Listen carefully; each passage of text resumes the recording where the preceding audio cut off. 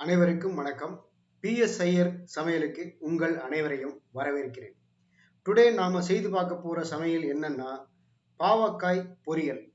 வெறும் பாவக்காய் மட்டும் இல்லாம இதனோட இன்னும் சில முக்கியமான இந்த பொரியலுக்கு சுவை கூட்டக்கூடிய காய்கறிகளையும் சேர்த்து தான் செய்ய போறோம். அது என்னென்ன காய்கறிகள்னா பெரிய வெங்காயம் 2, தக்காளி 2, கத்திரிக்காய் 1, உருளைக்கிழங்கு பெரியதா 1, அப்புறம் ஒரு பெரிய சைஸ் கேரட்டு. இதெல்லாம் ரெடியா எடுத்து வச்சுக்கோங்க. ஒரு 4 அல்லது 5 பாவக்காயோட சேர்த்து இந்த காய்கள் அத்தனையையும் சிறிய சைஸ்ல நறுக்கி ரெடியா வச்சுக்கோங்க. தேவைப்பட்டா ஒரு 3 பச்சை மிளகாய் கீத்தி போடலாம் காரத்துக்கு, இல்லைன்னா சில்லி பவுடர் உபயோகப்படுத்திக்கலாம். முதல்ல ஒரு வாணலியில ஒரு 3 ஸ்பூன் எண்ணெய் விட்டு அது காஞ்ச உடனே 1 ஸ்பூன் கடுகு, 1 ஸ்பூன் உளுத்தம்பருப்பு, 1 ஸ்பூன் கடலைப்பருப்பு போட்டு சிவக்க விடுங்க. அது நல்ல செவந்ததும் ரெடியா எடுத்து வச்சிருக்கிற கருவேப்பிலையையும் பச்சை மிளகாயையும் இஞ்சி துண்டுகளையும் அதுல போட்டு கொஞ்சம் லேசா அப்படியே வதக்குங்க.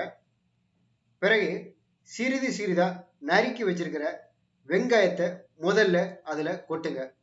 அடுத்ததா தக்காளியை போட்டு வெங்காயம் கண்ணாடி போல வர வரைக்கும் அதை லேசா வதக்கிடுங்க.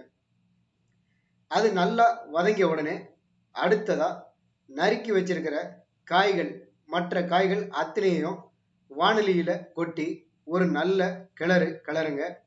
நல்ல கிளறிட்டு ஒரு 1/4 டம்ளர் தண்ணி விட்டு நல்லா மூடி போட்டு மூடி வச்சிருங்க. ஒரு 15 நிமிஷம் கழிச்சு திறந்து பார்த்தீங்கன்னா காயெல்லாம் நல்லாவே வெந்திருக்கும்.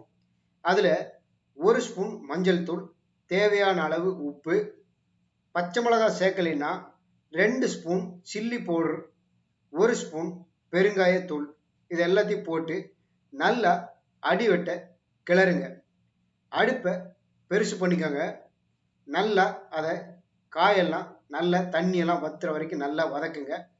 காய் நல்லா ஃப்ரை ஆகும்.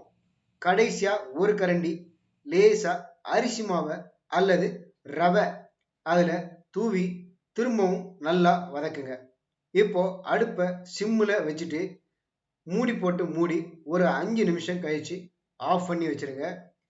பாவக்காயா போயா அப்படின்னு சொன்ன உங்க வீட்டு பசங்களுக்கு இப்படி பாவக்காய் பொரியல் செஞ்சு கொடுத்தீங்கன்னா உங்களுக்கு கூட இல்லாம காலி பண்ணிடுவாங்க. காலி. ஓகேவா? பாவக்காய் பொரியல் செய்து பார்த்தாச்சு. பாவக்காய் உடம்புக்கு ரொம்ப நல்லது. அதுலேயும் முக்கியமா சர்க்கரை நோயாளிகளுக்கு பாவக்காய் கண்டிப்பா சேர்த்தே ஆகணும் அப்படின்னு சொல்லியிருக்காங்க. பாவக்காய் அவங்களுக்கு மட்டும் இல்லாம எல்லாருக்குமே உடம்புக்கு ரொம்ப நல்லது. இது மாதிரி பாவக்காய் பொரியல் செய்து பார்த்துட்டு உங்களுடைய கருத்துக்களை கமெண்ட் பாக்ஸில் தெரிவிங்க. நம்மளுடைய சேனலுக்கு மறக்காம சப்ஸ்கிரைப் பண்ணுங்க. வீடியோ பிடிச்சிருந்தா லைக் பண்ணுங்க, ஷேர் பண்ணுங்க. நன்றி. அடுத்த ஒரு வீடியோவில் சந்திக்கிறேன்.